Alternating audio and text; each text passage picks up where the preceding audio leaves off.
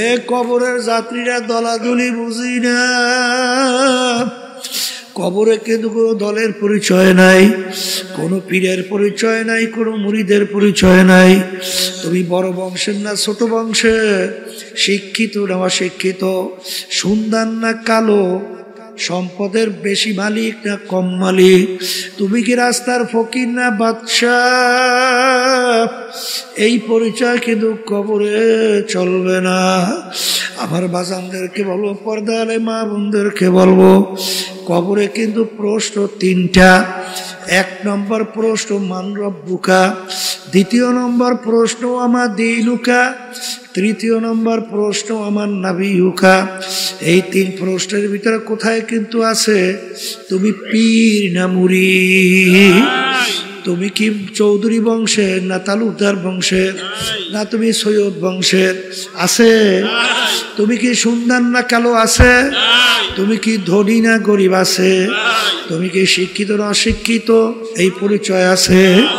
যদি নাই থাকে, আমার বাজানদেরকে বলবো, পর্দা আলে মা বোনদেরকে বলবো, দুনিয়ায় কিন্তু আসা একই অবস্থায়, রওনাও কিন্তু করা লাগবে একই অবস্থায়।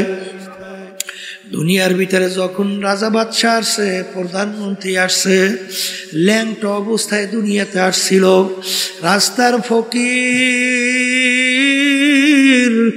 সেও যখন দুনিয়াতে আসছে ল্যাংটা অবস্থায় আসছে। বাজার ভাগ্যের বিনিময়ে কেউ বা বাদশাহ, কেউ বা প্রধানমন্ত্রী, কেউ বা অমুক তমুক সমুক, আর বাজার কেউ বা রাস্তার ফকির।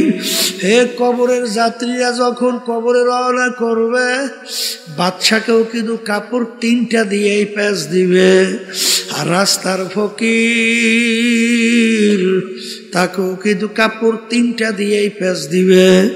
বাজান প্রশ্ন কবর কিন্তু একই রকমের হবে। বাদশার জন্য কবর 3.5 হাত, গরিবের জন্য কবর 3.5 হাত। ভাগ্যের বিনিময়ে দুনিয়া কেউ বাদশা, কেউ বা রাস্তার ফকির। হে দুনিয়া পাগল আমার বাবারা, বাজার কিয়ামতের ময়দান, অনেক বাদশা কিয়ামতের ময়দানে ফকির হইয়া উঠবে, আর অনেক ফকির আল্লাহর ফজল করমে বাদশা হইয়া উঠবে। বেলালে হাবশী রাদিয়াল্লাহু তাআলা আনহু দুনিয়ার ভিতরে গোলাম জাদা গোলাম, তার আব্বাও ছিল গোলাম, তিনিও ছিলেন গোলাম। ওদিকে বংশের দিক থেকে একেবারে নিচু, বাজান হাবশ বংশের লোক ছিল, চেহারার দিক থেকে কালো। যারা কালো মানুষ দেখছেন বাজান, হারে কালো তেমন ঠকপথ নাই।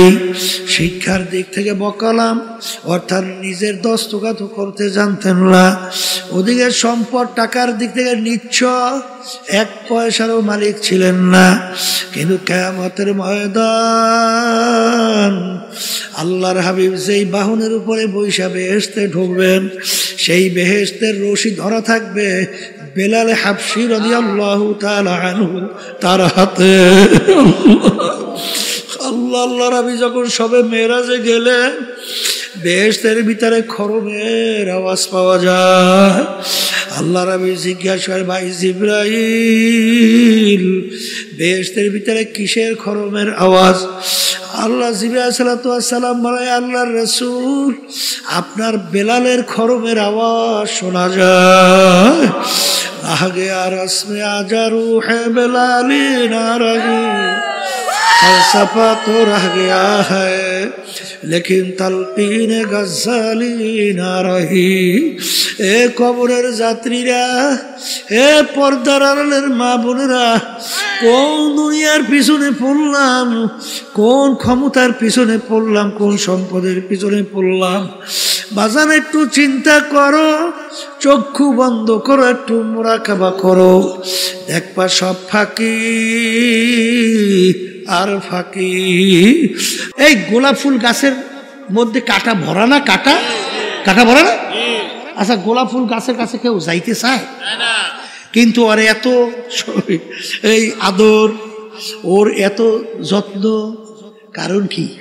ওই কাটাযুক্ত গাছ থেকে এমন এক ফুল বের করে, যেই ফুলের জন্য সব পাগল, যার ঘেরানে সব মুগ্ধ।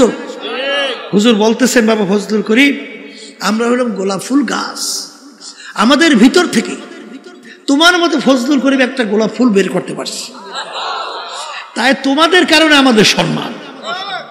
তা তোমাকে আমরা সম্মান আদর করবো না কেন? কি বুঝলে? ওস্তাদ ছাত্রের উপরে কেমন খুশি, কেমন খুশি।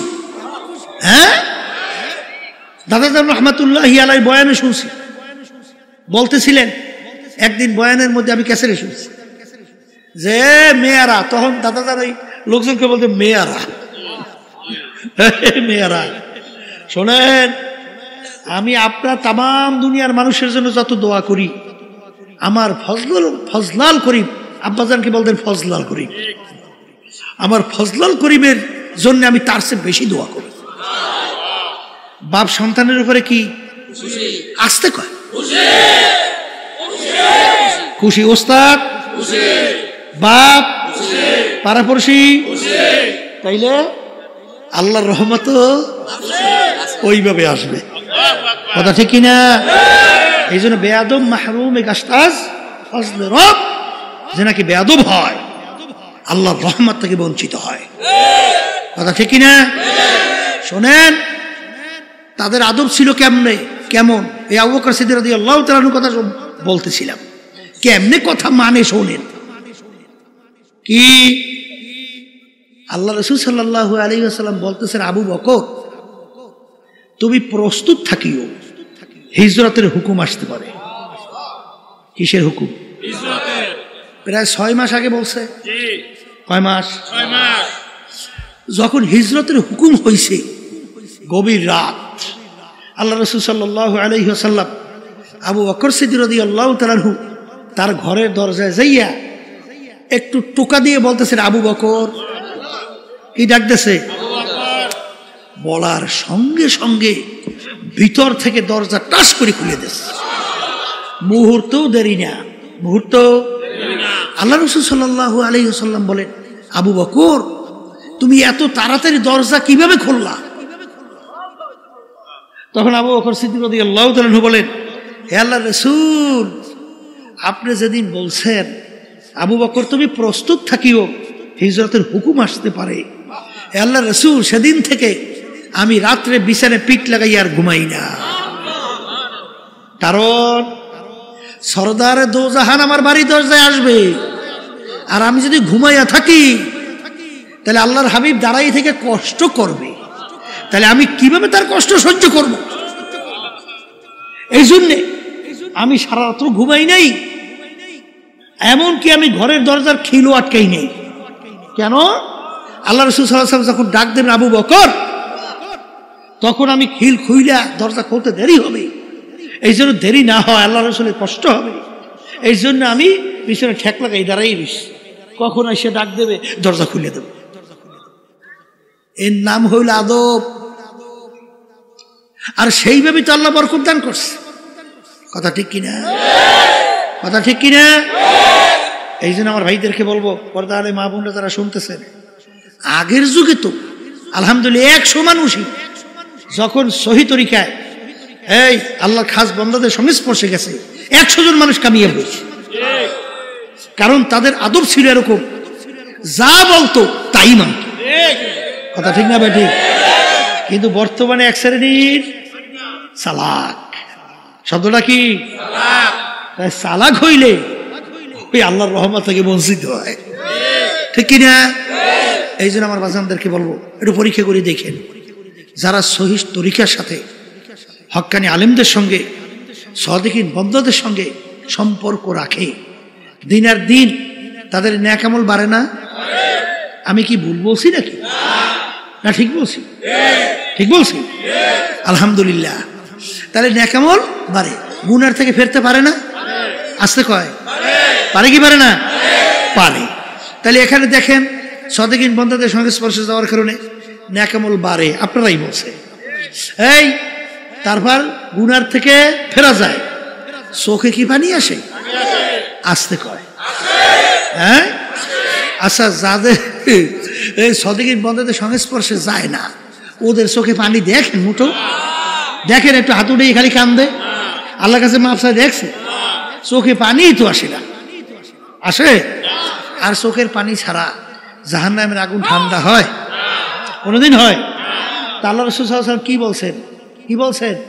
মান বাকা মিন খাশিয়াতিল্লাহ হারামাল্লাহু তিলকাল আইনা আলান নার। যেই চক্ষু মাওলার ভয় কাঁদবে ওই চক্ষুর জন্য জাহান্নামের আগুন হারাম হইয়া যাবে। আল্লাহ রাসূল বলেন লা ইয়ালিজুন নারা মান বাকা মিন খাশিয়াতিল্লাহ হাত্তা ইয়াউদাল লাবানু ফিদ দার'i। যেই চক্ষু আমার মাওলার ভয় কাঁদবে ওই চক্ষু জাহান্নামে দেওয়া এরকম অসম্ভব হবে। যেরকম গাভীর বান্দার থেকে দুধ দোহাইয়া ওই বান্দের ভিতরে ঢুকানো যেরকম অসম্ভব, আল্লাহর বান্দা বান্দিকে এরকম জাহান্নামে দেওয়া এরকম অসম্ভব। এই আল্লাহর বান্দারা আমি বলিনি, আল্লাহর রাসূল বলছেন, আমি শুনাইতেছি। আল্লাহর হাবিব বলেন ইবকু ইবকু ফাইল্লাম তাবকু ফাতাবাকু। হে আমার উম্মতরা কান্দ কান্দ, কান্না না আসলে কান্নার ভান ধরো। আল্লাহ রাব্বুল আলামিন কোরআনুল কারীমের ভিতরে বলেন ফালিয়াদহাকু কালিলা ওয়ালিয়াবকু কাসীরা। হে আমার বান্দা বান্দিরা বেশি বেশি পরিমাণে কাঁদো, কম কম হাসো। কিয়ামতের ময়দান জাহান্নাম ফেরেশতারা ধইরা রাখতে পারে না। আল্লাহ নবী সাল্লাল্লাহু আলাইহি ওয়াসাল্লাম সিজদায় পড়ে কান্দে, হে আমার মালিক, তোমার ইজ্জতে জালালের কসম খাই আমি বলছি, আজকে যদি জাহান্নাম আমার একটা উম্মতকে খাইয়া ফেলে আমি রাসূল তোমার বেহেশতে যাব না। আল্লাহ রাব্বুল আলামিন বলে হাবিব গো মাথা উঠান, এই পানি নিয়ে জাহান্নামের দিকে ছিটানি মারেন। যখন পানি নিয়ে জাহান্নামের দিকে ছিটানি মারবে, জাহান্নাম কেত কেত কইরা পিছনে দৌড় মারবে। আল্লাহ রাব্বি সাল্লাল্লাহু আলাইহি ওয়াসাল্লাম আশ্চর্য হইয়া বলবেন রব্বুল আলামিন এত ফেরেশতা জাহান্নামকে ধইরা রাখতে পারে না, এ কোন কুদরতি পানি, যেই পানি দেওয়ার সঙ্গে সঙ্গে জাহান্নাম কেত কেত করে পিছনের দিকে দৌড় মারলো। আল্লাহ রাব্বুল আলামিন বলে হাবিব গো এ কোনো কুদরতি পানি না, এ হলো আমার বান্দা বান্দি আপনার উম্মতেরা দুনিয়া থাকা অবস্থায় যারা এই জাহান্নামের ভয়, আমার আযাব ও গজবের ভয়, দুই চোখের পানি সেইরা কাইদা আমার কাছে মাপ চাইছে, ওই চোখের পানি হলো এই পানি। এই আল্লাহর বান্দারা পর্দা আলে মা বোনেরা, এক শ্রেণী বর্তমানে বক্তা এক ওয়াইজিন বের হইল, আরে শুধু বয়ানের ভিতরে মানুষকে হাসায়, বলেন নাউজুবিল্লাহ। বাজার কহকা হাসি অর্থাৎ বড় জোরে শব্দ করে আসলে হারাম কবিরা গুনাহ হয়। আল্লাহ নবী সাল্লাল্লাহু আলাইহি ওয়াসাল্লাম তার জীবনে একবারও জোরে উল্লেখ কইরা শব্দ কইরা কহকা হাসি জীবনে একবারও হাসেন নাই। তিনি বেশি সময় মিসকি হাসতেন, অনেক সময় একটু বেশি হাসলে বহেক সামনে দুই একটা দাঁতের মাথা দেখা যাইতো। কারণ কি আল্লাহর হাবিবের ইতিহাস পড়লে দেখবেন আল্লাহর হাবিব সাল্লাল্লাহু আলাইহি ওয়াসাল্লাম অনেক সময় এমন ভাবে কাঁদতেন কান্নাহু তল্লুন, মনে হয় যেন হালকা বৃষ্টি পড়তেছে। আর আলী রাদিয়াল্লাহু তাআলা আনহু আমার মাওলার ভয়, মাওলার আযাব ও গজবের ভয়, মালিকের জাহান্নামের ভয়, কাঁদতে কাঁদতে গালের ভিতরে দাগ পড়ে গেছিল। লোকেরা বলে আমির দাগে ঔষধ লাগান ভালো হবে। হাল তিনি বলেন আমার সাথীরা কিয়ামতের ময়দানে মালিক যখন জিজ্ঞাসা করবে ওমর কি আমল আমার কাছে নিয়ে আসছো, বলবো মালিক তোমার ভয়, তোমার জাহান্নামের ভয়। কাঁদতে কাঁদতে কালে দাগ পরাইয়া নিয়ে আসছি। এ কবরের যাত্রীরা যেই মামলার তদবির নাই তার কিন্তু খালাস নাই। বাজান দুনিয়ার কেসের ভিতরে পড়লে সেখানে যদি তদবির না করেন কেসে ভালো ফলাফল পাওয়ার আশা করা যায় না। হে কবরের যাত্রীরা, তোমার আমার সামনে আখিরাতের 5টা মামলা দাঁড় হইয়া আছে। একটা মৌতের মামলা, কবরের মামলা, মিজান পুলসিরাতের মামলা, কিয়ামতের ময়দানের মামলা।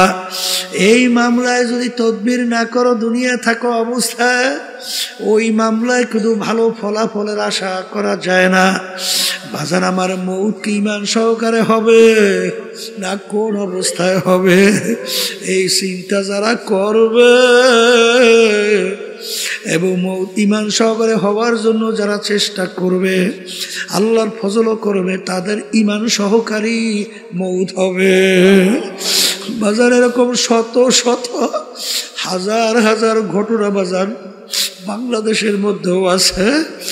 আরে মৌতের পূর্ব মুহূর্তে তাদের জবান থেকে কালিমা বের হইতে আছে। আল্লাহ আমার জন্য আমাদের সবার জন্য কবুল করে না। হাদিসের ভিতরে আসছে, মান ক্বালা লা ইলাহা ইল্লাল্লাহ ফাদাখালাল জান্নাহ। অন্য হাদিসের ভিতরে হাক্কান, যে কালিমার হক আদায় করতে পারবে এবং সেই অনুযায়ী কালিমা পাঠ করবে সে বেহেশতের ভিতরে ঢুকবে। এ কবরের যাত্রীরা দলাদলি বুঝি না। কবরে কিন্তু কোনো দলের পরিচয় নাই, কোনো পীরের পরিচয় নাই, কোনো মুরিদের পরিচয় নাই। তুমি বড় বংশের না ছোট বংশের, শিক্ষিত না অশিক্ষিত, সুন্দর না কালো, সম্পদের বেশি মালিক না কম মালিক, তুমি কি রাস্তার ফকির না বাদশাহ, এই পরিচয় কিন্তু কবরে চলবে না। আমার বাজানদেরকে বলবো, পর্দারে মা বোনদেরকে বলবো, কবরে কিন্তু প্রশ্ন 3টা। 1 নম্বর প্রশ্ন মান রব্বুকা, 2য় নম্বর প্রশ্ন আমা দীনুকা, 3য় নম্বর প্রশ্ন আমার নাবিয়ুকা। এই 3 প্রশ্নের ভিতরে কোথায় কিন্তু আছে তুমি পীর না মুরিদ, তুমি কি চৌধুরী বংশের না তালুকদার বংশের, না তুমি সৈয়দ বংশের, আছে? তুমি কি সুন্দর না কালো, আছে? তুমি কি ধনী না গরিব, আছে? তুমি কি শিক্ষিত না অশিক্ষিত, এই পরিচয় আছে? যদি নাই থাকে আমার বাজানদেরকে বলবো, পর্দা আলে মা বোনদেরকে বলবো, দুনিয়ায় কিন্তু আসা একই অবস্থায়, রওনাও কিন্তু করা লাগবে একই অবস্থায়। দুনিয়ার ভিতরে যখন রাজা বাদশাহ আসছে, প্রধানমন্ত্রী আসছে, ল্যাংটা অবস্থায় দুনিয়াতে আসছিল। রাস্তার ফকির সেও যখন দুনিয়াতে আসছে ল্যাংটা অবস্থায় আসছে।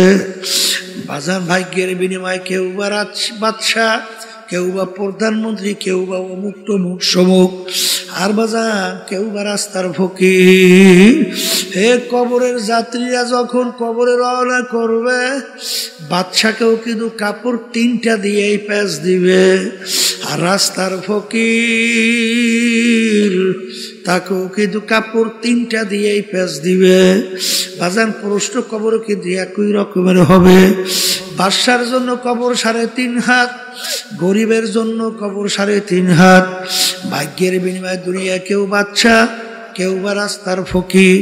হে দুনিয়া পাগল আমার বাবারা, বাজান কিয়ামতের ময়দান, অনেক বাদশা কিয়ামতের ময়দানে ফকির হইয়া উঠবে, আর অনেক ফকির আল্লাহর ফজল করবে বাদশা হইয়া উঠবে। বেলালে হাবশী রাদিয়াল্লাহু তাআলা আনহু দুনিয়ার ভিতরে গোলাম জাদা গোলাম, তার আব্বাও ছিল গোলাম, তিনিও ছিলেন গোলাম। ওদিকে বংশের দিক থেকে একেবারে নিচু, বাজান হাবশ বংশের লোক ছিল। চেহারার দিক থেকে কালো, যারা কালো মানুষ দেখছেন বাজান, হারে কালো তেমন ঠকপথ নাই। শিক্ষার দিক থেকে বকালাম, অর্থাৎ নিজের দস্তখত করতে জানতেন না। ওদিকে সম্পদ টাকার দিক থেকে নিচ্ছ, 1 পয়সারও মালিক ছিলেন না।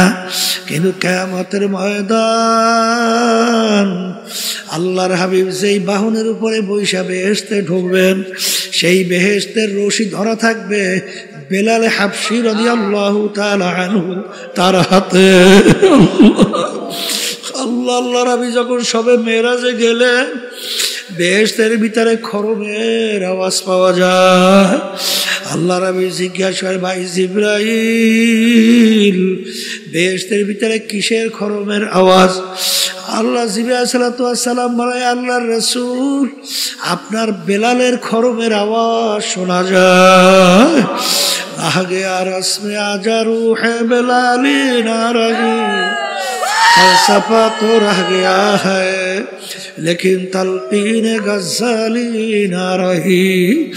ए কবরের যাত্রীরা, এ পর্দার আড়ালের মা বোনেরা, কোন দুনিয়ার পিছনে পড়লাম, কোন ক্ষমতার পিছনে পড়লাম, কোন সম্পদের পিছনে পড়লাম?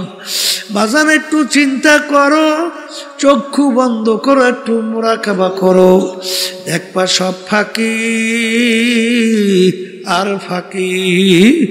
আমার আব্বাজান রহমাতুল্লাহি আলাইহি উদাহরণ দিয়া বললেন, ডাকাতের দলের সরদার। ডাকাতের দলের সরদারের কত পাওয়ার! বাজানোর দলীয় লোক অন্যায় করে অনেক সময় গুলি কইরা মাইরে ফেলায়, কত ধরনের মারে অত্যাচার করে শাস্তি দেয়।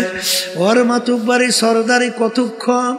পুলিশের হাতে অ্যারেস্ট হওয়ার আগ পর্যন্ত। যখন পুলিশের হাতে অ্যারেস্ট হইয়া যাবে, বুট দিয়া যখন ওকে পারাবে, হাড্ডি গুড্ডি ভাঙবে, কোথায় যাবে ওর সরদারগিরি? কোথায় যাইবে ওর সারগিরি?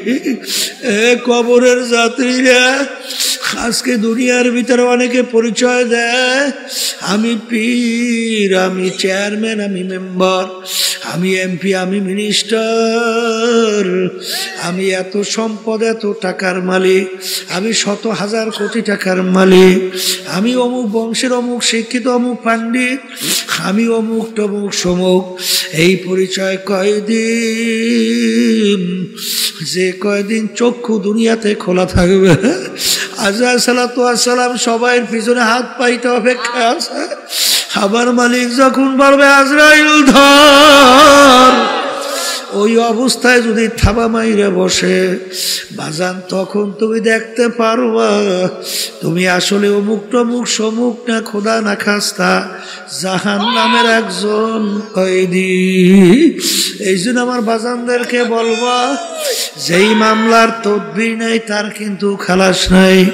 এই জন্য আল্লাহর ইতিহাস পড়লে দেখবেন, আমার দাদাজান রহমাতুল্লাহি আলাইহি কথা শুনছি বাজান, ইন্তেকালের আগে আগে চোখের উপরে বৈশা পাশেই কবরস্থান, তাকাইয়া তাকাইয়া পোলাপানের মতো আউ আউ করিয়া চিল্লাইয়া কান্দে, দুই চোখ দেয়া বাইয়া বাইয়া টপ টপ কইরা পানি পড়ে। আর মালিকের দিকে ফিরা করুণ সুরে ডাক দেয়, আর করুণ সুরে ডাক দিয়া বলে, ওরে আমার মালিক, ওরে আমার মাহবুব, তুমি যদি আমাকে কবরে মাফ না করো, ওই অন্ধকার কবরে আমি একা কেমনে থাকবো?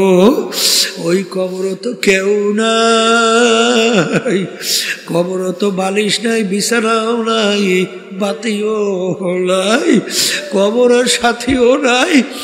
ওই কবর কেমন হবে? আল্লাহ রাসূল সাল্লাল্লাহু আলাইহি ওয়াসাল্লাম বলেন, কবর তোমাকে আমাকে ডাক দেয়। আল্লাহ রাসূল বলেন, তোদেরকে ডাক দেয় কি কইয়া? আব্দুল করিম, হে রেজাউল করিম, হে রহিমা খাতুন, আনা বাইতুল ওয়াহদা, আনা বাইতুল জুলমা, আনা বাইতুল জুল। আমি একাকির ঘর, ওই কবরের ভিতরে একা কেমনে থাকবা? বাজার, ওই কবরে যদি আমার মালিক আপন না হয়, ওই কবরে তোমার আমার উপায় নাই। হাসুরে উপায় নাই, মিজান পৌঁছাতের উপায় নাই। ওই কবরের চিন্তা আল্লাহর ওদের ইতিহাস পড়লে দেখব আমাদের এই তরিকার মুরব্বী রশিদ আহমদ গঙ্গী রহমাতুল্লাহ আলাইহি তিনি কাঁদতে কাঁদতে বুড়া বয়সে অন্ধ হইয়া গেছিল। এ আমার মালিক, তুমি যে জাহান্নামের ঘোষণা দিছ রে মালিক, আরে তোমার হাবিব যে জাহান্নামের বিবরণ দিছে, ওই এক সেকেন্ডের আযাব সহ্য করার দুনিয়ার কোন মানুষের নাই। এ আমার মালিক, দয়া মায়া করে তুমি আমাকে মাফ কইরা দাও। কাঁদতে কাঁদতে বাজান বুড়া বয়সে অন্ধ হয়ে গেছিল। লোকেরা বলে হুজুর অপারেশন করেন চক্ষু ভালো হবে। তিনি বলেন সাথীরা কিয়ামতের ময়দানে যখন আমি উঠব, অন্ধ অবস্থায় উঠতে চাই, মালিক যেন আমার কাছে কোনো প্রশ্ন না করে। মালিক যদি প্রশ্ন করে আমার কোনো উপায় নাই, এই জন্য আমি মালিকের সামনে অন্ধ অবস্থায় দাঁড়াইতে চাই। যেই মামলার তদবির নাই, ওই মামলারও কিন্তু খালাস নাই। এ দুনিয়ার পাগল আমার বাবারা, পর্দার আড়ালের মা বোনেরা, আজকে দুনিয়া চিনছ, দুনিয়ার সম্পদ টাকা পয়সা চিনছ, সম্মান চিনছ, এই জন্য দুনিয়া কামাই করার জন্য রাত দিন অনেক সময় নষ্ট করো, কিন্তু আখিরাতের পরিচয় পাও নাই, আল্লাহর পরিচয় পাও নাই, বেহেশত ও জাহান্নামের পরিচয় পাও নাই। এই জন্য জাহান্নাম থেকে বাঁচার জন্য, বেহেশতে যাওয়ার জন্য চেষ্টা চিন্তাও নাই। কিন্তু মনে রাখো, যেই মামলার চেষ্টা তদবির নাই, ওই মামলারও কিন্তু খালাস নাই। এই জন্য আমার বাজানদেরকে বলবো, পর্দারে মা বোনদেরকে বলবো, বাজান দুনিয়ার যে কোনো কাজের ভিতরে নির্ধারিত সময় থাকে, তারিখ দেওয়া থাকে। তোমার আমার মৌতের কোনো তারিখও নাই, নির্ধারিত কোনো সময়ও নাই। কখন কোন সময় কিভাবে কে রওনা করব। আমার মালিক যখন মাহফিলে নিয়ে আসছে, মালিক বড় দয়ার মালিক, মালিক বড় মায়ার মালিক। যদি দুই চোখের পানি ছাইরা দেলটাকে ভাইঙ্গা যদি মালিককে ডাক দিতে পারো, আমার মালিক তোমার আমার জীবনের সব গুনাহ মাফ কইরা দিবেন। আল্লাহুম্মা আমিন। এ ঘরের মেয়ে লোকেরা হাত উঠাও, গুনার কথা মনে করো, তো চোখের পানি ফালাও, মালিকের দরবারে কান্দো আর মাপ চাও। যদি কান্না না আসে, মনকে বুঝাও, ওরে মন, একদিনে ঘরের দরজা দিয়া নতুন বউ হইয়া উঠছিল রে মন। কত মেয়ে লোকে শরবত খাওয়াইলো, কত মেয়ে লোকে বাতাস করলো, আবার এমন একটা দিন আসবে, এই ঘরের দরজা দিয়া মরা লাশ হইয়া বের হবা। ছেলে কানবে মামা করে, মেয়ে কানবে মামা করে, জবাব তো আর দিবানা। এ আল্লাহ, আপনি একটু মাঠের দিকে চাইয়া দেখেন, আপনার বান্দারা কিভাবে কান্দে। মালিক আমাদের ছেলেও মরে নাই, মেয়েও মরে নাই, গুনাহ করে বসছি রে, মাফ করে দেন গো মাওলা, মাফ করে দা। আল্লাহর বান্দারা জোর করিয়া কান্দে, জোর করিয়া কান্দে।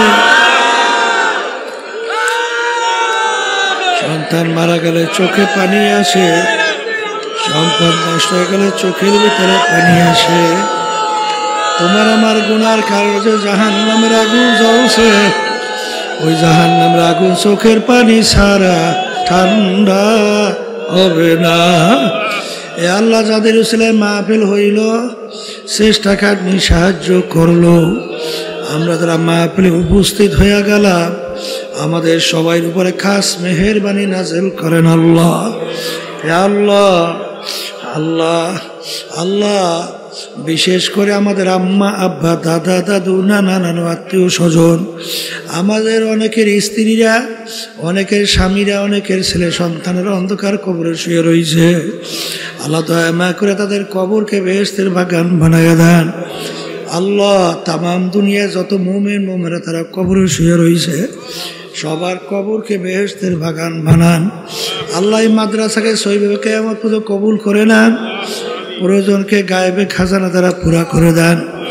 সুবহান রাব্বিকা রাব্বিল ইজ্জাতি আম্মা ইয়াসিফুন ওয়া সালামুন আলাল মুরসালিন আলহামদুলিল্লাহি রাব্বিল আলামিন।